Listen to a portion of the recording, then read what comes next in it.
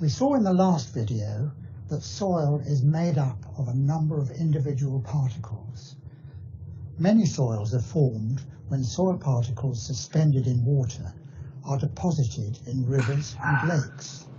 Entonces en este video lo que vamos a ver es un poco ese proceso de formación de esa fábrica, de esa estructura que se genera en los suelos por efecto de el transporte que se genera en los ríos, como el material es transportado, luego cuando ya no hay energía el material se deposita y genera una fábrica. Entonces básicamente por gravedad, cuando hablamos de arenas y limos y gravas, el material se deposita por gravedad y es un poco lo que vamos a ver acá. Ese proceso de depositación le genera una fábrica al material y esto es lo que trata aquí de explicar el profesor. First thing I want to explore is how this deposition under gravity affects how soils behave. I have developed this piece of apparatus that simulates the effects of gravity. The particles here are circular disks of different diameters.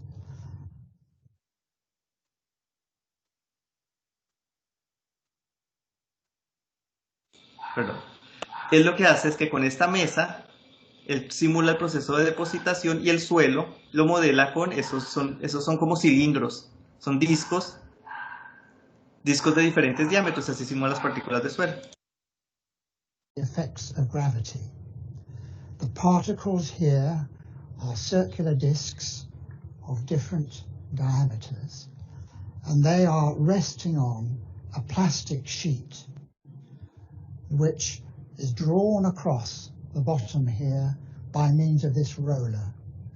When I turn on the machine, the plastic sheet drags the particles to the bottom in the same way that gravity drags soil particles to the bottom of a river or a lake.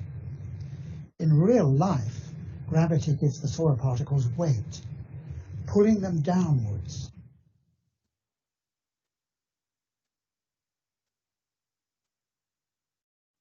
Miren que él está tratando aquí de simular el proceso de depositación con la mesa inclinada. Es como si fuera la gravedad, pero pues él lo está haciendo un poco más lento a través de ese plano inclinado. Entonces lo que ustedes ven es como el suelo, volvamos un poco acá, como el suelo va depositándose.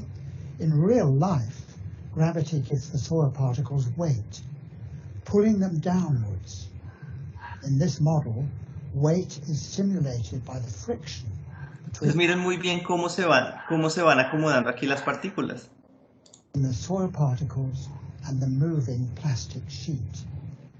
And you can see that they're settling on the bottom and they're now shuffling around and forming themselves into an arrangement of particles. You can see these near vertical columns, and they're very important because it means the soil is stronger in the vertical direction. Algo muy importante acá que señala el profesor es esto. Miren cuando se hace proceso de depositación, miren que tratan de formarse unas columnas acá como unas columnas, pues no completamente lineales, pero miren unas columnas de suelo, de contactos de suelo. Miren acá esta, por ejemplo, la que él va señalando. Y yo les había dicho que finalmente el comportamiento del suelo va a depender de la formación de esos contactos. Entonces, cuando yo tengo un proceso de formación de estos, que es un proceso de formación de muchos suelos, de la mayoría de suelos, por gravedad hacia esa depositación, pues él va a generar que los suelos sean más resistentes en esta dirección vertical que en esta dirección horizontal, por esa formación de esas columnas que tienen contactos entre sí a través de las cuales se transmite esos esfuerzos se van a transmitir por ese esqueleto del suelo, así se llama, y el suelo va a ser más resistente en esas direcciones verticales. Esa condición es una condición que ustedes vieron en geología que se llamaba la anisotropía. Quiere decir que las propiedades en una dirección, en este caso la dirección vertical, son diferentes a la dirección horizontal. Y en este caso, esa anisotropía está asociada al proceso de depositación que generó la fábrica particular, la estructura particular de este suelo. ¿Listo? Muy importante. Eso es tremendamente importante para los proyectos de nosotros en ingeniería. Than the horizontal direction, and that's because this has been deposited under gravity. Gravity acts vertically. soil deposit laid down under gravity is stronger vertically than it is horizontally. Now we're going to look at another very important effect of gravity. We're going to see how it affects the strength of the soil at different depths. So we'll do an experiment with... Ahora vamos ahora vamos a ver un ejemplo de lo que es o cómo se comporta cuando está sometido a una carga. Imagínense, por ejemplo, que esto es una zapata de un edificio, una cimentación de un edificio. Entonces se coloca la carga sobre ese edificio, la carga del edificio sobre este suelo que se depositó de esa forma, y vamos a ver cómo efectivamente lo que va a empezar es a cambiar esta fábrica, van a moverse esos contactos, va a empezar a movilizarse la fricción que hay en esos contactos y va a empezar a cambiar aquí la estructura. The footing. Here it goes. You can see it penetrating in, and it's reached this depth here. So the weight of the footing is being carried by the strength of the soil.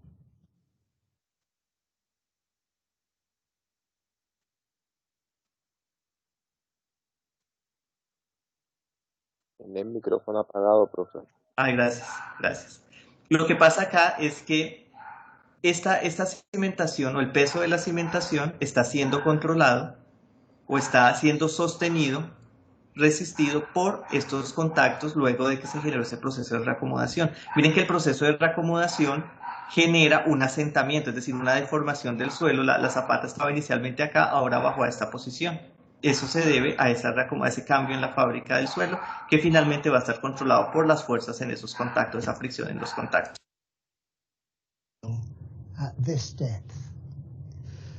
Now we're going to increase the weight of the footing and see what happens to the penetration. And we see the footing now penetrating further into the ground. Let's see how far it goes into the ground with 4 batteries acting on it.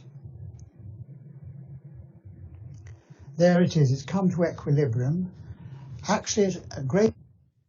Miren ahora, cuando le pongo esas pilas encima en ese plano inclinado, pues lo que hago es que el cimiento pesa más.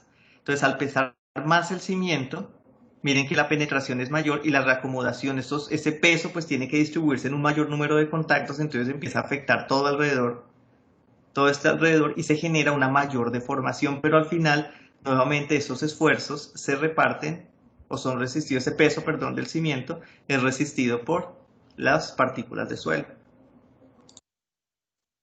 Greater depth than the lightly loaded footing. So why is this? Why is the strength of the soil greater with depth? You'll know. La pregunta que él trata de responder ahora es ¿por qué si vieron que aquí fue más profundo, cuando es más pesado, es decir, eso implica que el suelo a una mayor profundidad tiene una mayor resistencia? Miren, aquí la profundidad del suelo es mayor que cuando teníamos la condición anterior donde apenas llegamos hasta por acá, cuando estaba sin las pilas. Entonces ahora lo que él va a tratar de responder es eso, con este modelito del plano inclinado. Footing.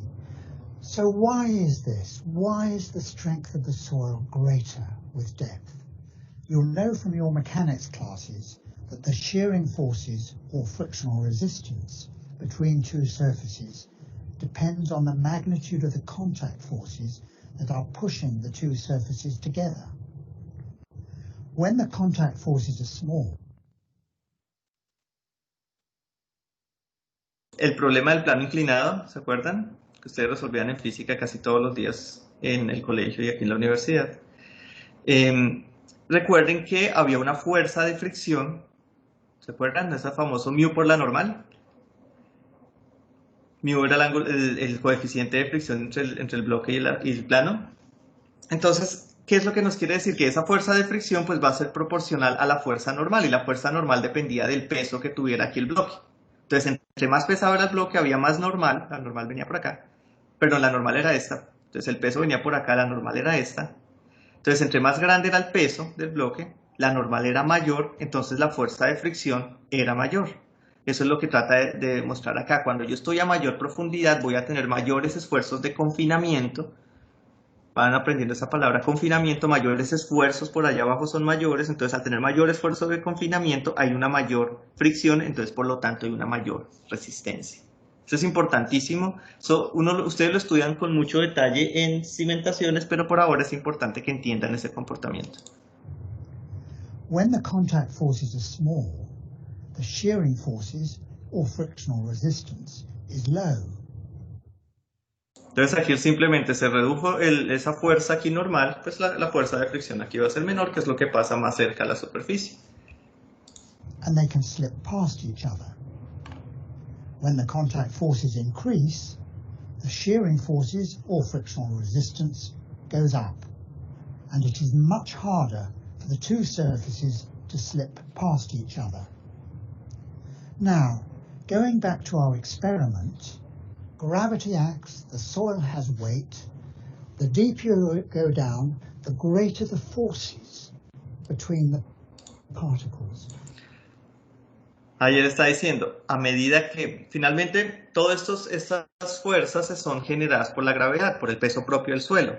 Entonces lo que está mostrando ahí es que a medida que nosotros estamos yendo más abajo, ahí hay una mayor masa de suelo, un mayor peso de suelo. Eso implica que allá las partículas va a haber una mayor fuerza entre las partículas por allá más abajo. Eso implica que va a haber más fuerza normal entre los granos, lo que va a generar una mayor fricción. Y esa mayor fricción entre granos, porque hay una mayor fuerza, es más fácil que yo mueva algo, como lo mostré ahorita en el plano inclinado. Si pesa poquito, se mueve mucho más fácil que algo que pesa mucho en un plano inclinado. Es lo mismo, es lo que les estoy tratando de explicar aquí. So the greater the shearing resistance between the particles. And that's the explanation for the strength increasing with depth. So, listo, muchachos. Si ven que es bastante ilustrativo, pues a mí me parece que es una explicación bastante buena de estos procesos. Y nosotros vamos concatenando cosas, vamos articulando que la fábrica no es una cosa y los esfuerzos son otra, no, están directamente relacionados. Entonces es una buena forma de verlo. Vamos a continuar. ¿Qué hora es? No tenemos tiempo. Entonces ya teniendo eso claro, vamos a empezar a hablar un poco de este tema de los esfuerzos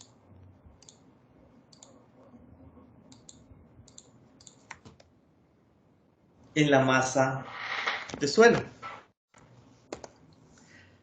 Bueno, aquí está el contenido, vamos a hablar de las generalidades, el principio de esfuerzos efectivos, que es básicamente lo que nos acabó de decir este señor, que el esfuerzo en los suelos está controlado por el esfuerzo o por la fricción que se genera en ese esqueleto, por los esfuerzos en el esqueleto del suelo, es decir, en esos contactos, la fricción desarrollada en esos contactos. Ese se llama esfuerzo efectivo. Aquí hay una ligera diferencia y es que depende de la presencia del agua.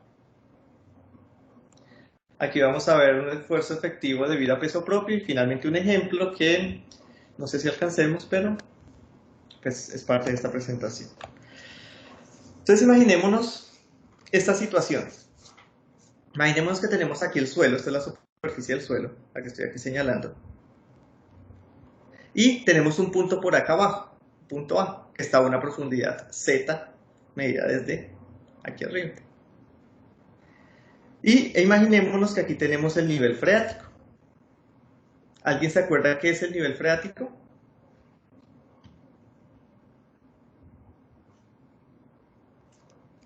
¿Se acuerdan cuando en geología veían aguas subterráneas y flujo y todo eso? ¿No? Bueno, el nivel freático, esta es la línea de agua. ¿Qué es el nivel freático? El nivel freático es una línea o es una superficie del agua subterránea en el terreno, que tiene una característica muy importante, que en esa línea el agua está a la presión atmosférica. Entonces aquí, si nosotros hiciéramos una perforación acá, una excavación aquí, el agua en esa excavación se llenaría hasta este nivel. Ese es el nivel freático. ¿Qué particularidades tiene? Que uno asume, cuando está resolviendo estos problemas básicos de mecánica de suelos, uno asume que el suelo debajo de ese nivel freático está saturado, es decir, la saturación es 100% o 1. 100% la saturación bajo el nivel freático. Por encima del nivel freático, pues ya va a haber tanto vacíos con aire como vacíos con agua. Aquí solamente va a haber vacíos. Todos los vacíos van a estar llenos de agua. ¿Listo? Importante. Entonces ese nivel freático, esa línea del agua, del nivel del agua, donde el agua está a la misma presión de la presión atmosférica, es el nivel freático. Y para que lo recuerden, si yo hago una perforación, por ejemplo, cuando le dicen, en la perforación se encontró agua a 3 metros. Eso quiere decir que la perforación se llenó de agua a estos 3 metros de profundidad, que corresponde al nivel freático. Importantísimo, esto no lo pueden olvidar nunca, que es el nivel freático. Nunca, así no se dediquen a la geotecnia, no pueden olvidar esto. Entonces, ¿qué es lo que uno necesita hacer en un problema de mecánica de suelos, como veíamos en la introducción? Pensemos que nosotros vamos a construir un edificio, o vamos a hacer una excavación, o vamos a construir un muro de contención, o vamos a hacer un túnel, lo que sea. Lo que sea que nosotros hagamos en el suelo va a afectar el punto A. ¿Cierto? Entonces, uno en geotecnia, en mecánica de suelos, en cimentaciones y en general, en geotecnia, uno lo que hace es estudiar qué es lo que pasa en A y ver si el suelo me va a resistir o no me va a resistir, si se va a deformar o no se va a deformar. Entonces, para uno estudiar eso, debe estudiar los esfuerzos, porque si no, ¿uno qué le estudia? Como ustedes estudian esfuerzos en mecánica, ustedes que están viendo estructuras desde hace mucho tiempo, ustedes que han visto mecánica, resistencia de materiales, análisis estructural, diseño estructural, todos esos cursos, pues aquí se le da un tratamiento también en términos de esfuerzos y deformaciones, pero a un material diferente, no se le da como ustedes estudiaban aquí, que esto tenía una forma, por ejemplo, esta zapata, piensen en esta zapata. Ustedes en estructuras esto tiene una forma definida y ustedes conocen unas condiciones de frontera, por ejemplo, desplazamientos. Aquí dicen que el desplazamiento aquí vertical es 0 y el horizontal no es 0, entonces a partir de eso ustedes resuelven su problema para una geometría muy bien definida. En geotecnia no, en geotecnia el suelo, pues el suelo es todo el planeta y uno no puede hacerle un estudio de forma a todo el planeta Tierra porque eso es raro. Eso no se puede. Entonces uno trabaja de otra forma, que es la mecánica del medio continuo, y ahí trabaja los esfuerzos. Y ahí en los esfuerzos uno debe conocer ciertos elementos de esos esfuerzos o de lo que pasa de esos esfuerzos, sí, o de esa respuesta en A, para conocer cuál va a ser el efecto que va a tener en A la obra o la estructura que yo esté construyendo. En este caso una zapata. Entonces uno debe estudiar en general en mecánica de suelos 3 cosas respecto a los esfuerzos. Debe estudiar el estado inicial de esfuerzos, debe estudiar la historia de esfuerzos y la trayectoria de esfuerzos. ¿Cierto? Entonces miremoslo aquí en un dibujo. ¿Qué es eso? Pensemos que yo tengo aquí un gráfico que me relaciona unos esfuerzos. Pensemos que aquí me relaciona un esfuerzo cortante y aquí un esfuerzo normal. Si vamos al problema del plano inclinado, era el esfuerzo normal, la fuerza normal que había sobre el plano, y el cortante, perdón, el esfuerzo normal sería el normal que está en el plano, la fuerza normal, y el cortante sería la fricción. Entonces pensemos en algo similar acá, pero en términos de un esfuerzo normal y un esfuerzo cortante. Y pensemos que esta línea que yo estoy dibujando acá, que estoy señalando, que pongo aquí en envolvente, me define hasta dónde me resiste el material. Todo lo que esté por encima de esa línea implica que el material ya falló, es decir, que ya se generó una ruptura del material. Todo lo que esté por debajo implica que aún no ha habido ruptura, que se está deformando, pero no ha fallado, ¿cierto?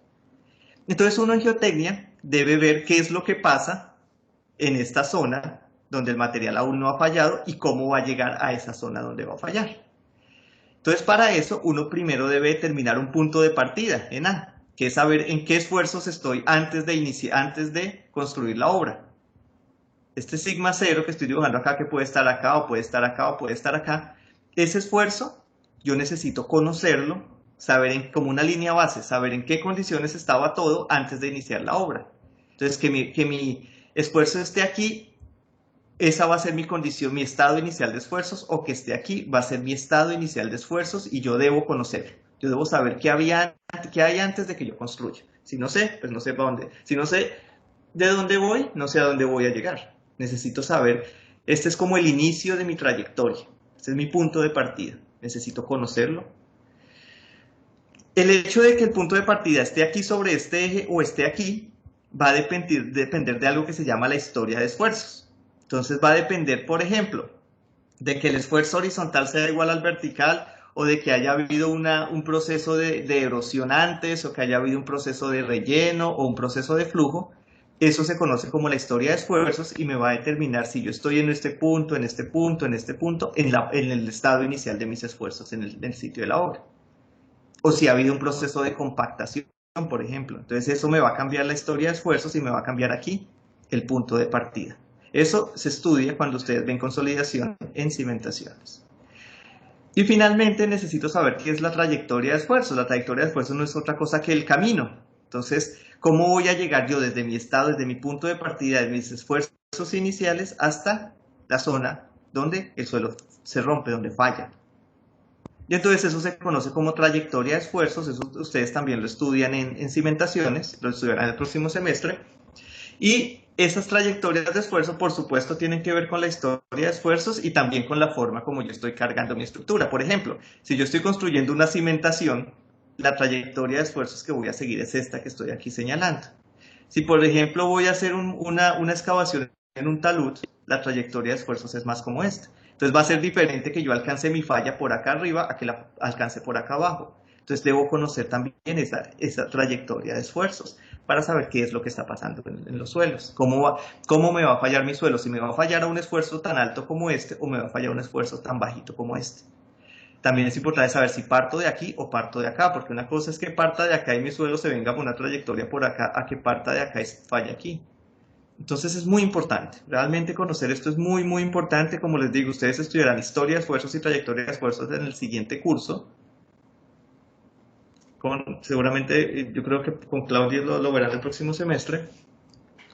Y nosotros en este curso, bueno, aquí les muestro que la trayectoria corresponde a un proceso de carga, esa trayectoria que está señalada ahí.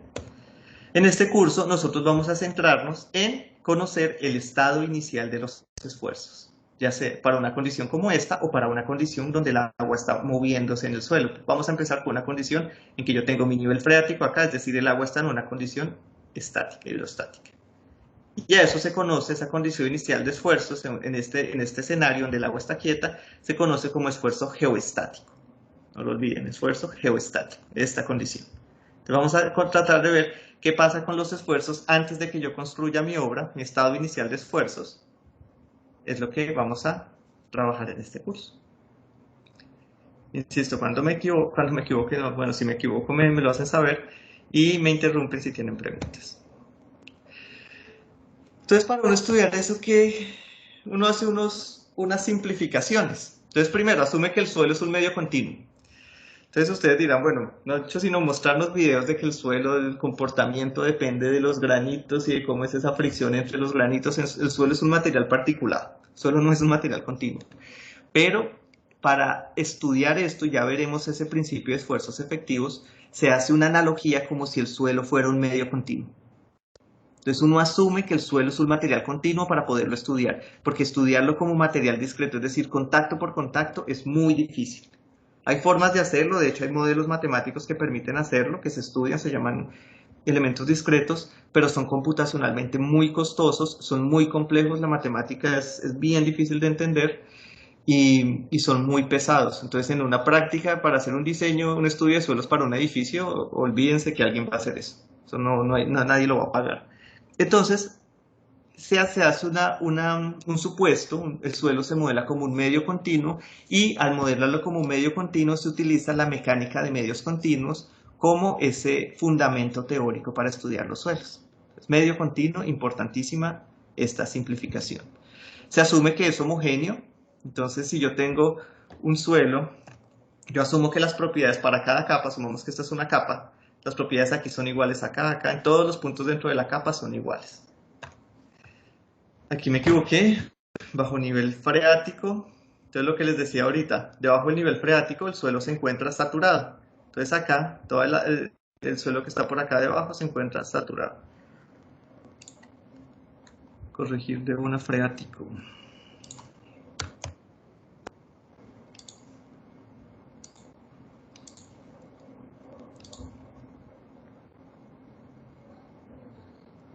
Listo. Entonces el suelo bajo el nivel freático se encuentra saturado. La respuesta de los suelos está controlada por esfuerzos en el esqueleto del suelo, es decir, en sus contactos. Entonces, como vimos en los videos, esa respuesta del suelo va a depender de los contactos que se tienen entre los granos. Entonces, esa fricción que se desarrolla entre un granito y otro, cómo ellos transmiten esa carga de esa zapata, cómo transmiten de una a otra y cómo a medida que se va transmitiendo se va movilizando esa fricción entre esos granos, eso es lo que me controla realmente la resistencia y en general la respuesta del suelo. Vieron que el asentamiento que tenía la zapata también. Tanto lo que me resiste el suelo como los asentamientos están controlados por ese esqueleto del suelo. Eso se llama esfuerzo efectivo. Entonces, teniendo en cuenta estas simplificaciones, se plantea lo que se conoce como el principio de los esfuerzos efectivos. Entonces, vamos a ver ese principio. Listo. Entonces, imaginémonos nuevamente, este dibujo ya lo vimos cuando vimos relaciones de fase, suelo material particulado, su resistencia está controlada y su respuesta en general está controlada por estos contactos. Cuando yo le pongo una carga aquí, está controlado por lo que pasa entre este contacto y entre este grano y este grano, este contacto, y así sucesivamente. Si tengo un proceso de depositación como el que vimos, hay una mayor resistencia aquí en la vertical que en la horizontal, por el simple proceso de depositación. Se fue uno sobre otro y generó esa fábrica con más contactos verticales. Entonces, teniendo en cuenta ese principio, Terzaghi, repito, padre de la mecánica del suelo, ingeniero mecánico por allá austriaco, planteó el principio de los esfuerzos efectivos, y ese principio de los esfuerzos efectivos relaciona los siguientes esfuerzos. Entonces es un esfuerzo total,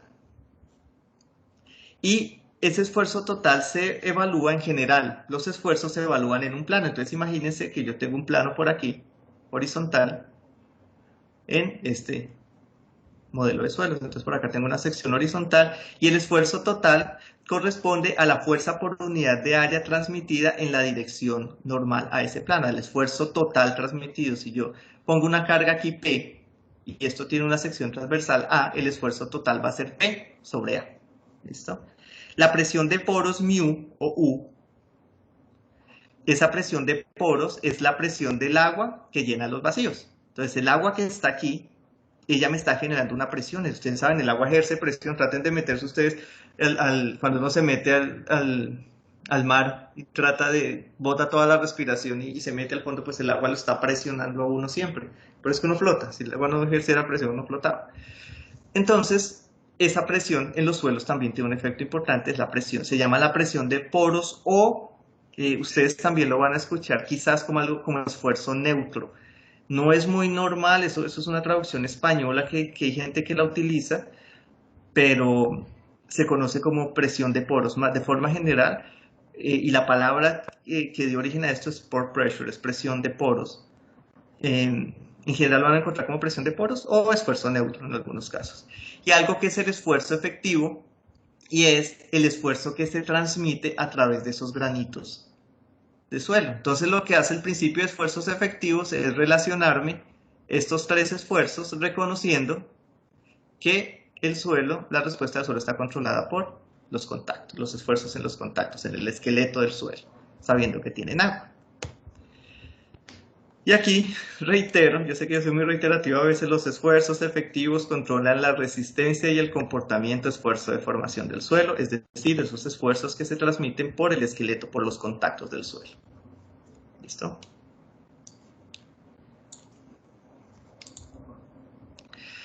Entonces ahora miremos el principio de los esfuerzos efectivos.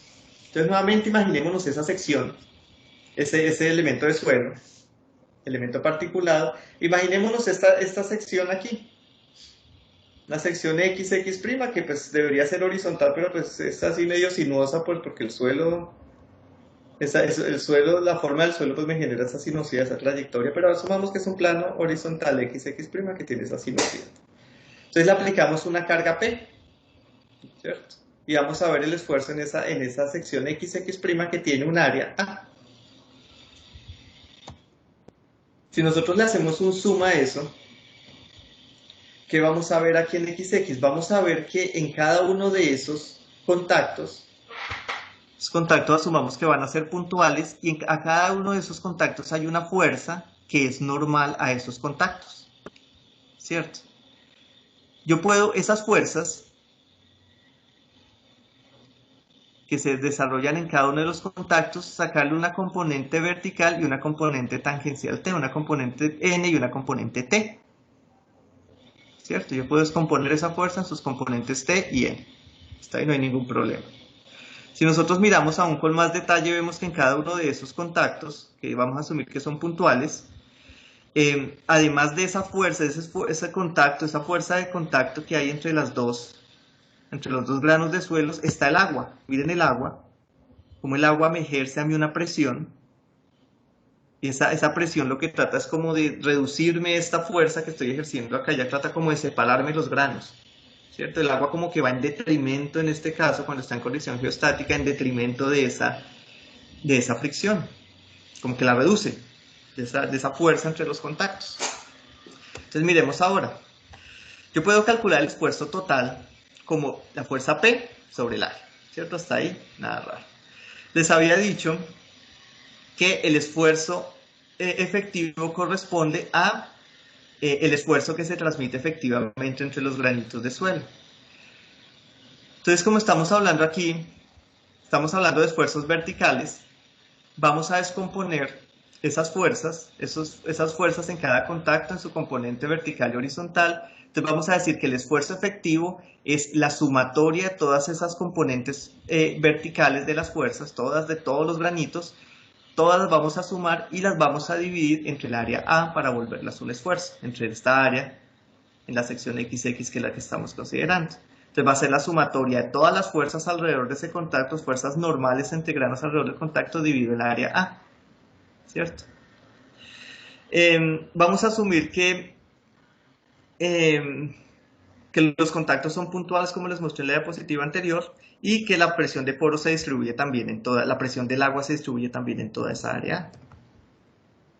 Entonces, podemos, si la presión del agua se disminuye, la presión del agua μ se distribuye en toda la sección A, nosotros podemos escribir una ecuación de equilibrio en la que la fuerza P que estoy aplicando, la fuerza total P que estoy aplicando es igual a la sumatoria de estas fuerzas entre los contactos, estas fuerzas normales entre los contactos, más μ, que es el esfuerzo del agua, la presión ejercida por el agua, por el área de la sección transversal. Si yo divido todo entre el área, pues que voy a tener que el esfuerzo total, como lo habíamos definido acá, va a ser igual al esfuerzo efectivo, como lo definimos aquí, más la presión de poros, ¿cierto? Entonces esto es el principio de esfuerzos efectivos, que escrito de otra forma me da que el esfuerzo efectivo es igual al esfuerzo total menos la presión de poros. ¿Listo? Entonces importantísimo, el esfuerzo efectivo igual al esfuerzo total menos la presión de poros. Cuando yo tengo mayor presión del agua, voy a tener menor esfuerzo efectivo, y como el esfuerzo efectivo, la fuerza entre los granos, entre el esqueleto del suelo es la que me controla la resistencia, al tener mayor presión del agua voy a tener menor esfuerzo efectivo, entonces la resistencia va a ser menor. La condición entre mayor es la presión del agua va a ser menos favorable la condición en términos de estabilidad, va a tener menos resistencia cuando tengo mayor presión del agua en estos escenarios. Importantísimo, esto también es clave, es algo que no pueden olvidar, así no se dediquen a la geotecnia. Muy importante. Principio de esfuerzos efectivos de Terzaghi. ¿Listo? Miremos esto también en un video, porque a veces uno no entiende, o yo por lo menos no entendía muy bien ese concepto de la presión de poros y qué efecto tenía. Entonces quiero que nos ayudemos viendo, creo que es este video.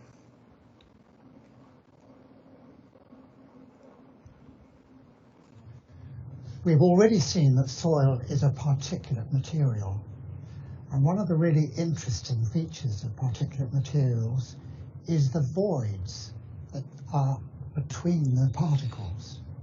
Now, entonces en este ejemplo lo que vamos a ver es lo siguiente. Vamos a ver, bueno, vamos a asumir que una partícula de suelo es un plano inclinado, es un plano Asumamos que, esperen, se me por aquí. Asumamos que una partícula de suelo es esto, un plano inclinado. Y que la otra partícula de suelo es el vaso. Vasito que está por acá arriba. Y ese vaso tiene agua. Entonces, para ver ese ejemplo está montado para ver cuál es el efecto de la presión del agua. El vaso tiene agua. Y se coloca sobre el plano inclinado. Entonces, va a tratar de ilustrarnos el ejemplo, qué efecto tiene la presión del agua en la resistencia, es decir, en el esfuerzo efectivo que va a ser la resistencia que se va a desarrollar aquí en esta interfase entre las dos partículas de suelo. Partícula de suelo 1 que es el vaso, partícula de suelo 2 que es el plano. Y acuérdense que eso se rige por el principio de los esfuerzos efectivos, en que el esfuerzo efectivo es igual al esfuerzo total menos la presión de poros. Nosotros lo teníamos escrito que el esfuerzo total es igual a este más este, pues es lo mismo. Entonces quiero que miremos el ejemplo para que nos ayude a entender estos conceptos. Depending on where the soil is, it can be either filled with air or with water, or a mixture of both. Now, in this video, I want to show you how important water pressure is in determining the behavior of the soil. In my experience, major disasters can take place if the geotechnical engineer does not understand the importance of water pressure. Él dijo ahí, para los que no lo están siguiendo, él dijo que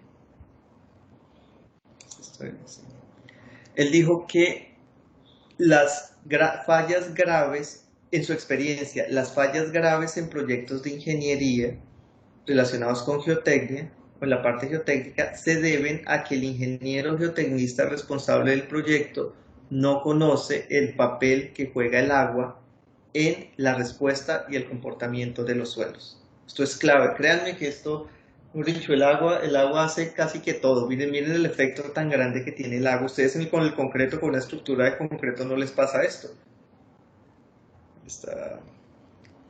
No les pasa esto, que el esfuerzo que me controla la resistencia se reduce por la presencia del agua. Eso no pasa allá. Aquí sí.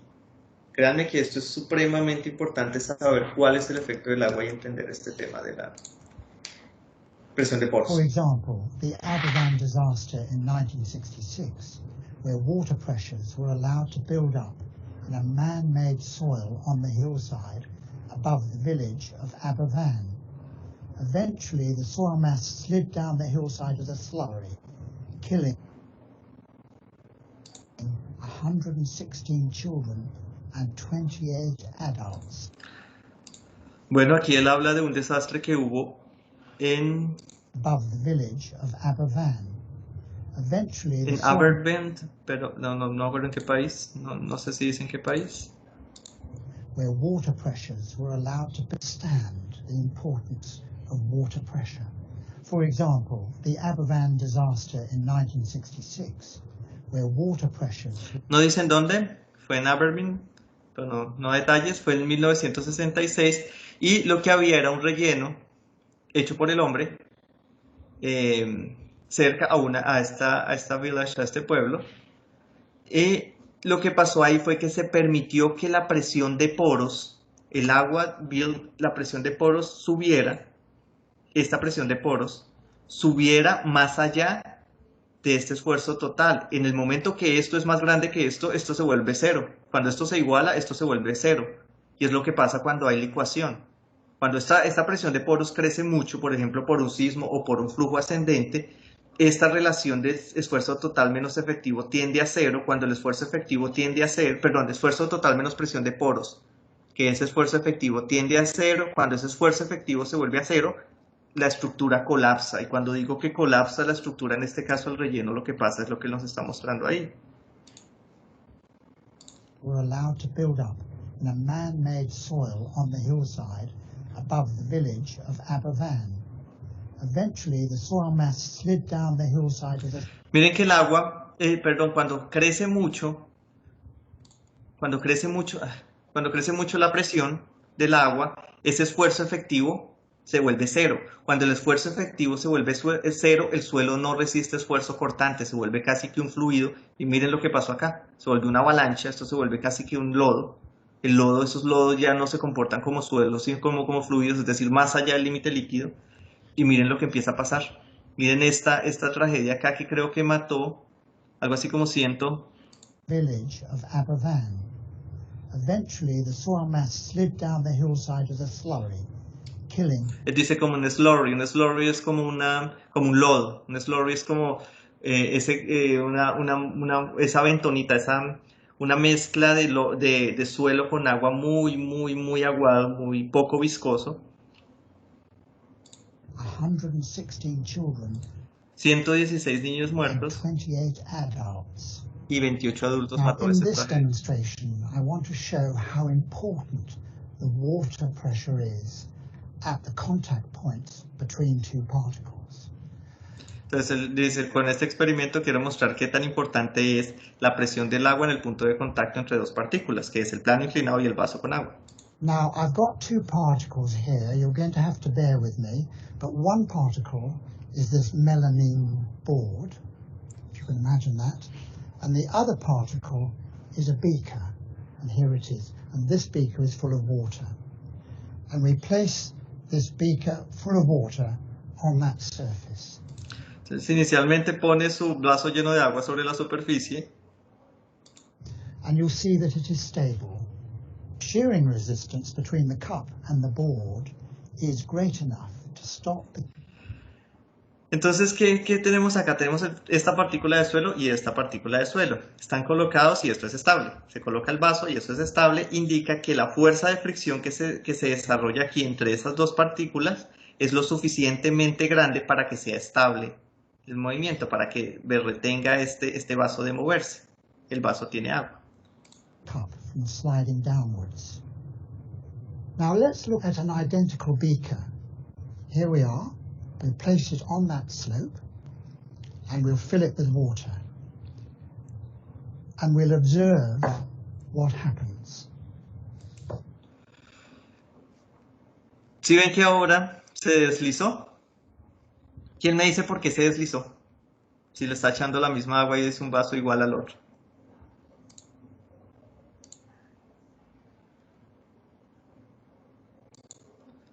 ¿Qué creen? ¿Por qué tenemos el mismo vaso, el mismo tamaño de vaso? El primero no se deslizó, el segundo sí.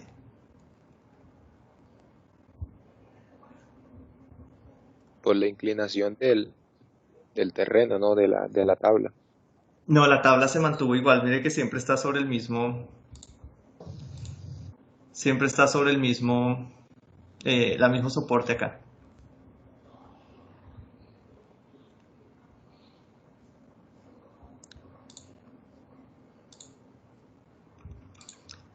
¿No?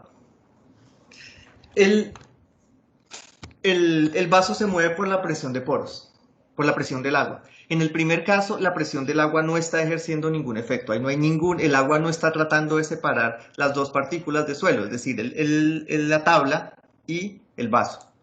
En este caso, la diferencia es que el agua sí está teniendo, la presión del agua sí está teniendo un efecto en ese contacto. ¿Por qué creen que está teniendo un efecto el agua en este caso?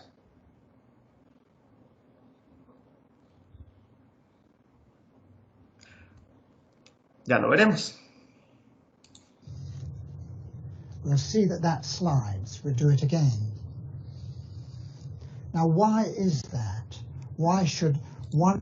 ¿Sí, alguien ya pilló el detalle? ¿Ya vio el detalle? ¿No? beaker be Por la stable superficie and de the other contacto, not? Cuénteme, por la superficie de contacto del vaso con la tabla. Sí, tiene que ver con eso. Es decir, siempre el contacto siempre es el mismo. Vaso-tabla siempre es el mismo. El vaso tiene la misma cantidad de agua y la inclinación es la misma siempre. Hay una diferencia y ahí se nota. Ya lo vamos a ver. And the answer is that this beaker has a hole in the bottom. Ya lo vieron. tiene un hueco. Pero ese hueco, él no me está lubricando ni me está haciendo más lisa la superficie. El hueco lo que está haciendo es esto. Cuando yo abro, cuando tiene el beaker, el vaso tiene un hueco, lo que está pasando es que aquí, cuando el vaso ya tiene ese hueco, en ese contacto, esa presión del agua, que pues el agua al fondo va a tener una presión, pues porque el agua tiene una altura dentro del vaso, abajo por eso sale el agua con presión. Entonces en el momento que yo hago el hueco, el agua ya empieza a hacerme un efecto, esa presión de poros empieza a generar ese esfuerzo que estoy mostrando, esa presión que estamos tratando de mostrar acá. Entonces en el momento que yo tengo el hueco, tengo esa presión, lo que efectivamente está pasando es que mi esfuerzo efectivo, que es el que me controla la resistencia aquí entre mis dos partículas de suelo, cuando yo tengo la presión de poros, el hueco, esa presión lo que hace es reducirme ese esfuerzo efectivo. En el primer caso, como aquí no había ningún hueco, pues esta presión de poros no estaba ejerciendo ningún efecto. Ya el agua estaba ahí, pero no estaba en contacto no llegaba hasta el contacto entre las dos partículas de suelo. Entonces, ahí el esfuerzo efectivo era mayor. Cuando tengo el hueco, se incrementa esta presión de poros, se reduce el esfuerzo efectivo, se reduce la fricción entre las dos superficies, se reduce lo que resisten esas dos superficies y efectivamente existe el deslizamiento. Eso exactamente es lo que ocurre en el suelo con la presión del agua. Entonces por eso es tan importante, porque el agua lo que hace es tratar de separarme esos granitos y en el momento que trata de separarlos, esa presión, pues la fricción va a reducirse y la resistencia va a ser menor. Yo creo que es muy fácil, ya con este modelo es muy fácil de entender ese concepto de la presión de poros, ¿cierto? Entonces eso es lo que pasa. Realmente lo que sucede en el suelo es que se reduce la presión, el esfuerzo efectivo por efecto de la presión de poros. ¿Preguntas, muchachos? Yo creo que por hoy quedamos bien con esto. Vamos a suspender por acá, si no tienen preguntas. Entonces, repito, esta tarde les voy a dejar un trabajo sobre sobre compactación, igual componente de laboratorio, componente teórico. Con eso cubrimos la parte o evaluamos la parte de laboratorio de este corte, ese 6%, y vamos adelantando también el tema de la compactación, la teoría. Vamos a continuar en la siguiente clase. Vamos a hablar de ya ejemplos de aplicaciones de esto, a lo que es el cálculo de los esfuerzos efectivos en el suelo, que es lo que finalmente vamos a hacer. Hasta ahora hemos visto apenas el concepto. Entonces, yo creo que veámonos el viernes, este viernes a las 10. Vamos a ver unos ejemplos de este concepto que les estoy explicando para que les vayan quedando claros. O no sé. No, yo creo que mejor ustedes van a tener que hacer el trabajo de compactación, entonces para que no se les enreden los conceptos, no se les monte una cosa sobre la otra, mejor dedíquenle el viernes a trabajar y el fin de semana a trabajar en eso y más bien el lunes continuamos con estos ejemplos sí, mejor continuemos el lunes con esto de los esfuerzos y de ya las aplicaciones para que no tengan inconvenientes. ¿Listo, muchachos? Y mañana y el miércoles hay sesión de laboratorio. No porque ustedes van a trabajar en esto. Yo creo que le dediquen tiempo a procesar la información mañana, toda la información que les voy a dar y a adelantar este trabajo, que les voy a dar una semana para que lo hagan. Listo, ingeniero, para que gracias. el próximo, mejor dicho, les voy a dar hasta el próximo lunes antes de clase para que me entreguen este trabajo de compactación y ya continuar de lleno con este tema de los esfuerzos. Igual si tienen dudas sobre esto, pues me las están comunicando. ¿Listo? Listo, ingeniero. Bueno, y olvidé muchachos, ya en Moodle están todos los videos sobre compactación, voy a subirles el de hoy en un rato para que tengan ya toda la información ahí. Bueno, entonces que tengan buen día, muchachos. Ingeniero, no pasa